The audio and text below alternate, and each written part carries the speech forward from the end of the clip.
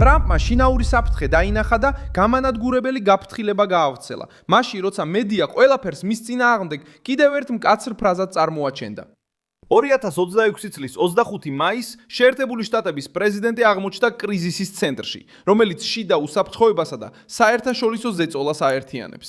შაბათს 21 წლის მამაკაცმა სახელად ნაზირ ბესტი ცეცხლი გახსნა საიდუმლო სამსახურის საკონტროლო პუნქტთან ახლოს, ვაშინგტონში, 17 ქუჩისა და პენსილვანიის ავენიუს მიმდებარედ. იმ დროს, როცა ტრამპი თეთრ სახლში იმყოფებოდა, ეჭვმიტანილი მოკლეს, ფეხით მოსიარულე დაშავდა და არც ერთი აგენტი არ დაშავებულა. ამერიკის ხელისუფლების ყველაზე დაცულ შენობასთან ახლოს ნამდვილი სროლა მოხდა. იუსტიციის დეპარტამენტმა ეს შემთხვევაც გამოიყენა იმისთვის, რომ სასამართლოს თეთრი სახლის უსაფრთხოების გაძლიერების პროექტის დამტკიცება სთხოვა. ხაზგასმით აღნიშნა პრეზიდენტის რეზიდენციის კომპლექსის უკეთ დაცვის აუცილებლობა. ამავე დროს დონალდ ტრამპა განაცხადა, რომ არ ჩქარობს ირანთან სუსტი შეთანხმების გაფორმებას და რომ ამერიკის ბლოკადა გაგრძელდება, სანამ არ იქნება დამტკიცებული შეთანხმება. რადგან დიპლომატია მხოლოდ მაშინ მუშაობს, როცა მტერმა იცის, რომ ძალის გამოყენება კვლავ ვარიანტად რჩება. რა დაინახა დონალდ ტრამპმა მანამდე, სანამ მედია ამას აღიარებდა? რატომ სურთ, რომ გაფრთხილება სკანდალად აქციონ და რეალური რისკი დამალონ? როგორ შეიძლება ამ გაფრთხილებამ შეცვალოს თამაში ირანის წინააღმდეგ? ყველაფერს მალე გეტყვი, მაგრამ ეხლა გირჩევ, არხზე გამოიწერო, რომ ყოველთვის ინფორმირებული იყო. ინფორმაცია რეალურ დროში, საუკეთესო ჟურნალისტური ხარისხით, რაც კი ოდესმე გინახავთ. სანდოობის სტანდარტით, მილსონ ალვესი, გლობალი. საქმე დაიწყო შაბათს, 2026 წლის 23 მაისს ვაშინგტონში, მე-17 ქუჩისა და პენსილვანიის ავენიუს მახლობლად. 21 წლის მამაკაცი, იდენტიფიცირებული როგორც ნაზირ ბესტი, მიუახლოვდა საიდუმლო სამსახურის საკონტროლო პუნქტს. ამოიღო იარაღი ჩანთიდან და ცეცხლი გაუხსნა აგენტებს. აგენტებმა საპასუხო რეაგირება მოახდინეს. ეჭვმიტანილი გარდაიცვალა, ფეხით მოსიარულე დაშავდა და საიდუმლო სამსახურის არც ერთი ოფიცერი არ დაშავებულა. ტრამპი იმ მომენტში თეთრ სახლში იმყოფებოდა და არ დაშავებულა.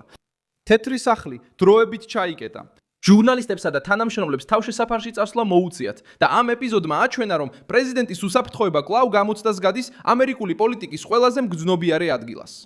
პოლიტიკურ რეაქციამდე უსაფრთხოებაში სერიოზული ჩავარდნა მოხდა, როცა ეჭვმიტანილი საპრეზიდენტო პერიმეტრს მიუახლოვდა და საიდუმლო სამსახურის დაუყოვნებლივ რეაგირება გამოიწვია. ახალი ამბების გამოშვებამ ასევე გაავრცელა ინფორმაცია, რომ ბესტი უკვე ცნობილი იყო საიდუმლო სამსახურისთვის თეთრი სახლის მახლობლად მომხდარი წინა შემთხვევების გამო.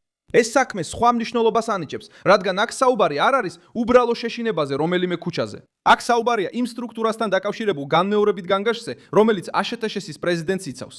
ტრამპმა უპასუხა, რომ ყურადღება უნდა მიექცეს უსაფრთხოებას, სტრუქტურას და შეკავების ძალას. შეტევის შემდეგ მან კვლავ დაიცვა თეთრი სახლის კომპლექსში უსაფრთხო დარბაზის აშენების იდეა, რომელიც სასამართლო დავის საგანია. იუსტიციის დეპარტამენტმაც სასამართლოს სთხოვა გააუქმო სამშენებლო სამუშაოების შეჩერების განკარგულება, როგორც მტკიცებულებამ მოიყვანა სროლა, რომ უსაფრთხოება უნდა გაძლიერდეს. მედია ცდილობს პროექტი პატივმოყარეობის გამოვლინებად წარმოაჩინოს, მაგრამ მთავრობა ამ შემთხვევას იყენებს იმის სათქმელად, რომ პრეზიდენტის უსაფრთხოება დეკორაცია არ არის. როდესაც თავდასხმა ხდება იმ ადგილთან ახლოს, სადაც პრეზიდენტი მუშაობს, დისკუსია ნათელს ხდის, ვინ სურს უსაფრთხოების გაძლიერება და ვინ ამჯობინებს რეალური რისკის ესთეტიკურ დავას წარმოჩენას. დონალდ ტრამპის გამანადგურებელი გაფრთხილება ასევე გამოჩნდა საგარეო ფრონტზეც, განსაკუთრებით ირანის წინააღმდეგ. 25 მაისს საკუთარ სოციალურ ქსელში გამოქვეყნებულ პოსტში დონალდ ტრამპმა განაცხადა, რომ მოლაპარაკებები ირანის ისლამურ რესპუბლიკასთან წინ მიდის, თუმცა მკაცრი პირობა დააყენა. ან იქნება დიდი შეთანხმება ყველასთვის, ან შეთანხმება საერთოდ არ იქნება. მან გააფრთხილა, რომ თუ რეჟიმი სერიოზულ გამოსავალს არ დათანხმდება, საქმე შეიძლება ისევ ბრძოლის ველზე გადავიდეს და შეტაკება წინაზე უფრო მასშტაბური და მძაფრი იქნება.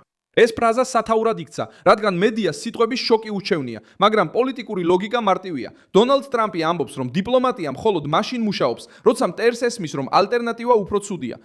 მარკო რუბიომ აღნიშნა, რომ მაგიდაზე მყარი საფუძველი იყო, რათა გახსნილიყო სრუტე და დაწყებულიყო ბირთვული მოლაპარაკება განსაზღვრივადით, აზრული ვადით. დონალდ ტრამპმა ამავე დროს გააფრთხილა, რომ არ ჩქარობს ხელი მოაწეროს ნებისმიერ დოკუმენტს, მხოლოდ იმისთვის, რომ ლამაზი ფოტო გამოვიდეს. შეტყობინება ასეთია: ამერიკული ბლოკადა გაგრძელდება მანამ, სანამ შეთანხმება არ იქნება ხელმოწერილი, დამოწმებული და დაცული. სხვაობა დონალდ ტრამპსა და ძველ პოლიტიკას შორის სწორედ ამ მომენტში ჩანს. ვაშინგტონის ძველი სცენარი იღებდა გრძელ საუბარს, ბუნდოვან დაპირებებს, დიპლომატიურ შეხვედრებს და შემდეგ ირანის ახალი პროვოკაციების რაუნდს.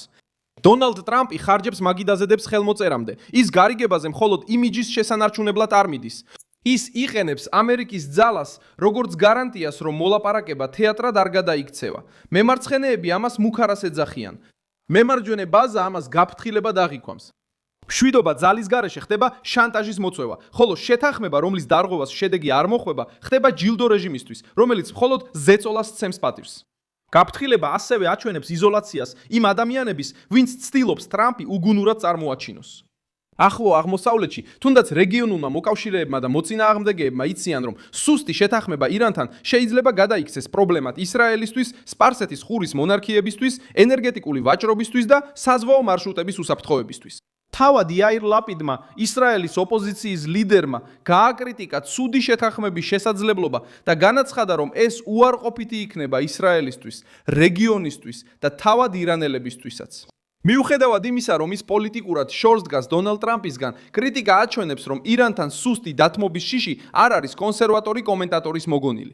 დონალდ ტრამპი ცდილობს გააფართოვოს არენა აბრაამის შეთანხმებებით. მას სურს, რომ ახლო აღმოსავლეთის მეტი ქვეყანა აღიაროს ისრაელი და ჩაერთოს რეგიონულ ახალ პოლიტიკურ არქიტექტურაში, რომლის მიზანიც ექსტრემიზმის შეკავება. 2020 წელს, როდესაც ისრაელმა ნორმალიზება მოახდინა ურთიერთობების ისეთ ქვეყნებთან, როგორიცაა არაბთა გაერთიანებული საამიროები და ბაჰრეინი, დონალდ ტრამპის მმართველობის პერიოდში. ეხლა დონალდ ტრამპი ზეწოლას ახდენს, რომ სხვა ქვეყნები, როგორიცაა საუდის არაბეთი, კატარი, პაკისტანი, თურქეთი, ეგვიპტე და იორდანია, მიიყვანოს ამ ნორმალიზაციის ლოგიკამდე. ეს მკაფიოდ იკითხება. თუ ირანი სულს გამოვიდეს იზოლაციიდან, უნდა შეწყვიტოს მოქმედება, როგორც არასტაბილურობის ცენტრი და მიიღოს რეგიონი, სადაც ისრაელი რუკიდან არ გაქრება.